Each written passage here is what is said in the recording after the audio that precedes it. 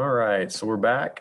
In this specific video here, we're going to talk about ASA, which is the angle side angle. When we talk about this one, okay, since we do have a side involved, we're still going to be using our reasons for sides. Typically, when we get to ASA, the picture is going to have more angles that are given to you than anything else. Okay, so remember when we talked about the pictures, okay, if you're doing a problem like this, okay, I talked about really the only reason that you're going to have for the sides being congruent is this reflexive property. Okay, so that's when the two triangles share the same side. So like this one, and this one. Okay.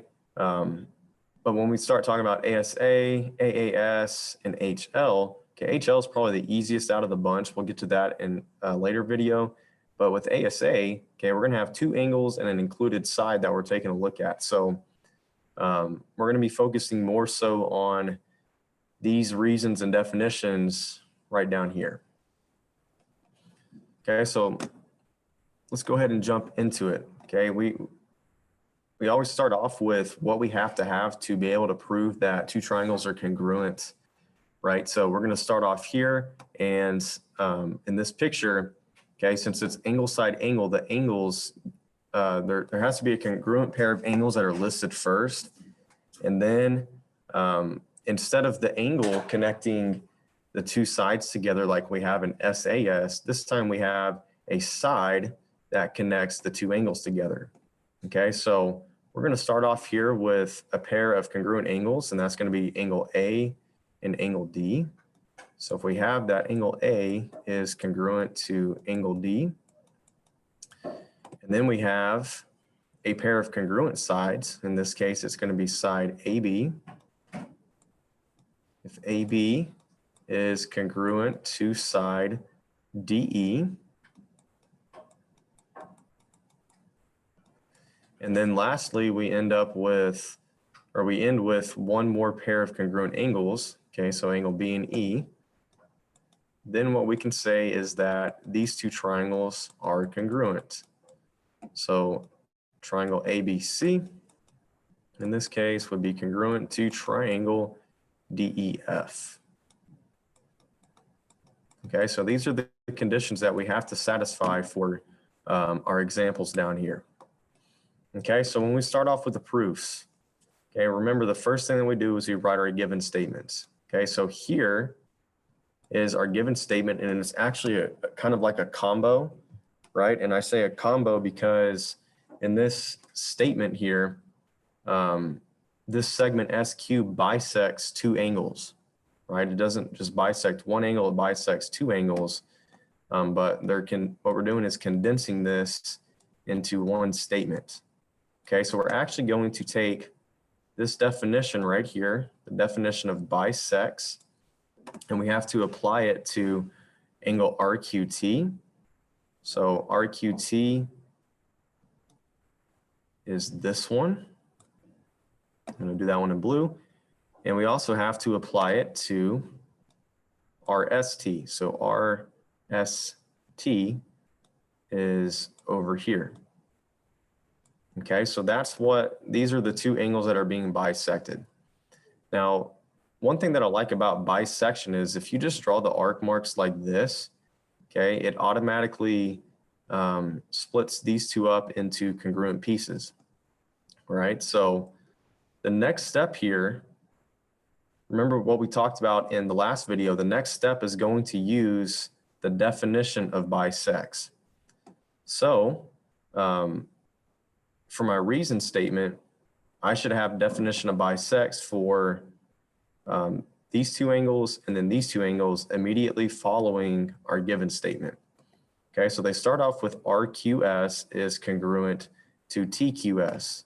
So RQS, when I do these, all I'm doing is I'm just tracing the angles or the letters that they give to me in the correct order. So R to Q to S is going to be this first blue piece right here.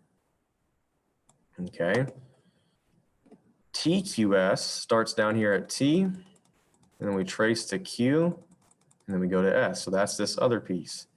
So we talked about this already.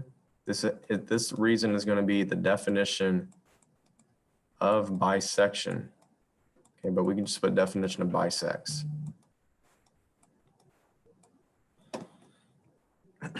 Okay. The next one we have RQS. So we start at R. We go to, I'm sorry, RSQ. So we start at R, we go to S, and then Q. So that's this first red piece. And then TSQ. Okay, that's this other red piece. So we also talked about this. This is coming from a given statement.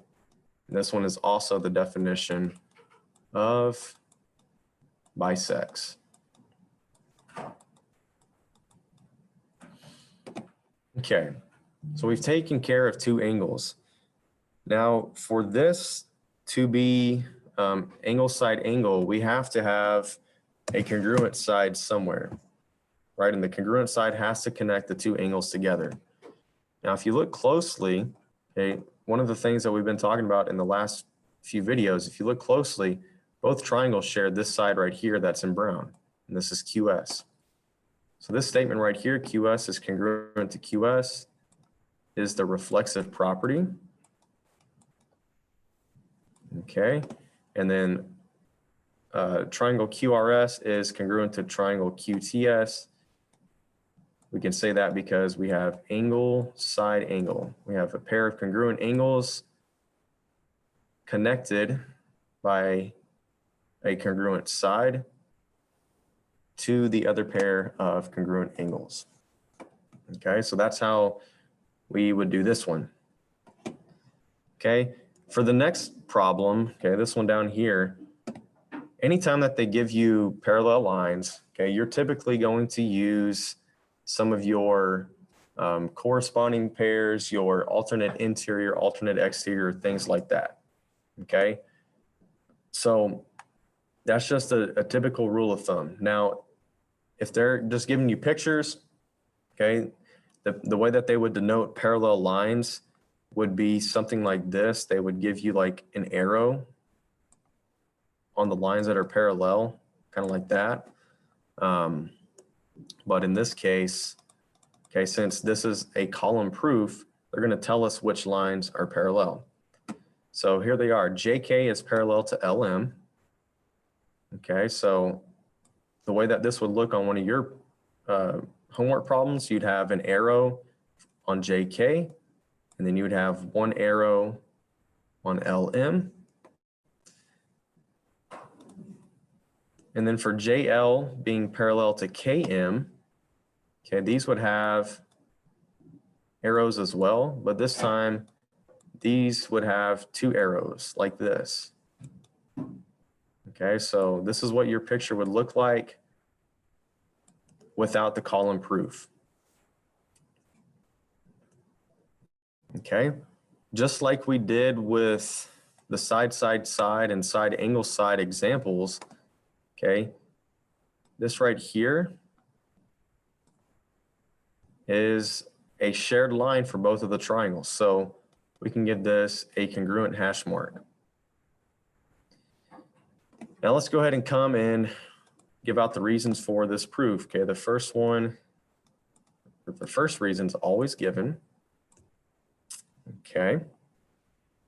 The second reason, we have these two angles. JKL is congruent to MLK. So how do we even get this? JKL is congruent to MLK. So they're saying that these two down here in pink are congruent. This one,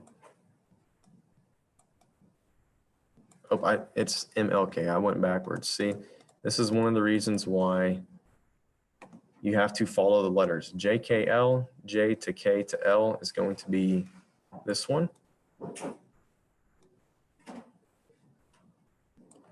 And then MLK, M to L to K. Okay, so this goes with the parallel lines, right? So here in green, Okay, the green and the blue line, make up this angle here. And then this green line and this blue line make up this angle. Okay, so these are the two parallels.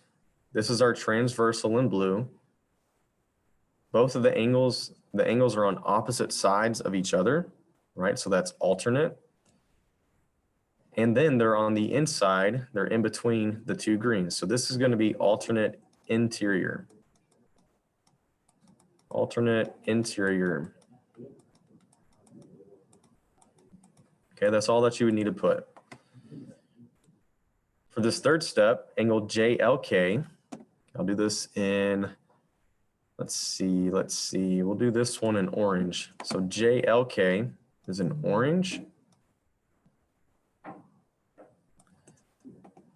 Okay, and MKL is also going to be in orange. Okay, so the orange angles, they're saying that these are congruent. Now this is the exact same reason as the step above. The only thing that's different is these two angles are located in a different place than the pink ones, right? The orange are both in between, they're both inside the green arrowed lines, and they're both on opposite sides. So these are also going to be alternate interior. Now here for our last side reason, okay, we have that KL is congruent to KL. We already talked about this. Both of the triangles share this side, so that's going to be the reflexive property. And then the reason that these triangles are congruent is angle. We have the pink angle connected, or the pink and the orange connected by a side. Okay, so we have angle, side, angle for this one. Angle, side, angle. Okay, and that concludes it for angle, side, angle. Okay, we're dealing more with the angles here than the sides. And like I said at the beginning of the video, okay, typically your side that is going to be congruent is going to be reflexive, or they're going to give it to you. You may see midpoint, but midpoint would only be in the column proofs. It wouldn't be on the pictures. All right, so next up, we're going to take a look at AAS, angle, angle, side.